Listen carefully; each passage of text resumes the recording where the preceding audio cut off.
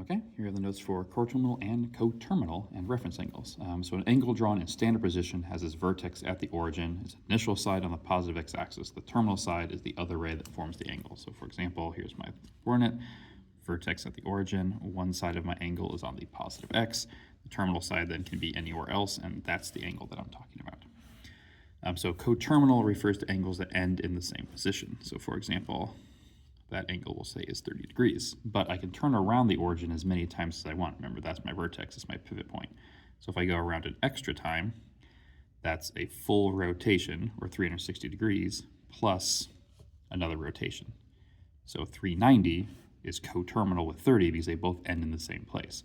Now you can also rotate backwards, and that's a negative rotation, so that would be 30 minus 360. So that would be negative 330 degrees.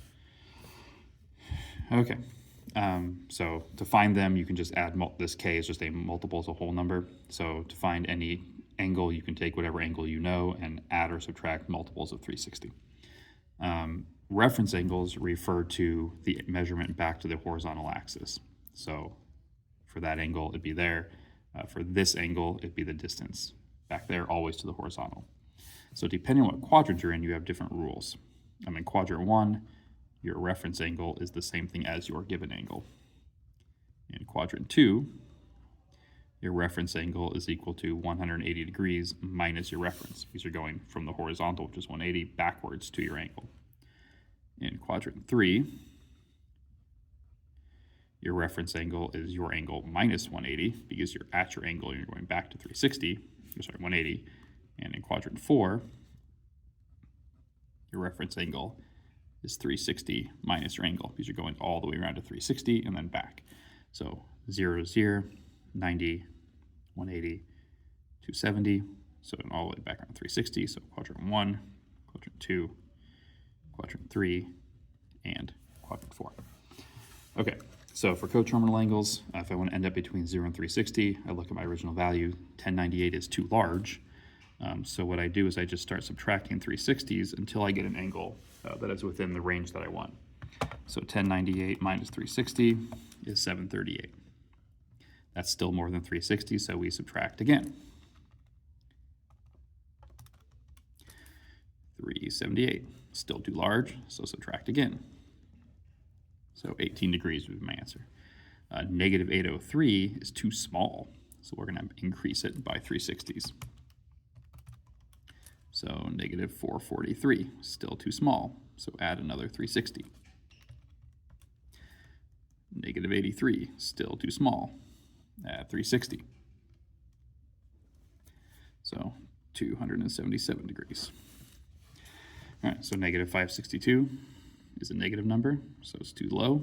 So we're gonna add 360, negative 562 plus 360. Negative 202, still too small, add 360, 158 degrees. So last one, 1220, too large, so we need to bring it down, so subtract 360. So that would be 860, still too large, subtract 360, that's 500, still too large, subtract 360, 500 minus 360 is 140, so 140 degrees. Okay, so reference angles, we're measuring back to the horizontals. We're going to use our rules before. So 143 degrees, if you want to roughly sketch it, it's going to be somewhere over here. So we need that distance. So because that angle's in quadrant 2, the rule is 180 minus my angle. So that's the same thing as a 37-degree angle, back to the horizontal. 50 degrees would be here in quadrant 1. The rule in quadrant 1 is it is just your angle, so answer is 50 degrees. 220 is down here somewhere. So that's in quadrant 3. The rule in quadrant 3 is the angle minus 180. So that's a 40-degree angle back to the horizontal. And the last one, 330, is somewhere over here. That's in quadrant 4. So we're measuring that distance there. So 360 minus 330. So that's the same thing as a 30-degree angle. And that's the end of our section.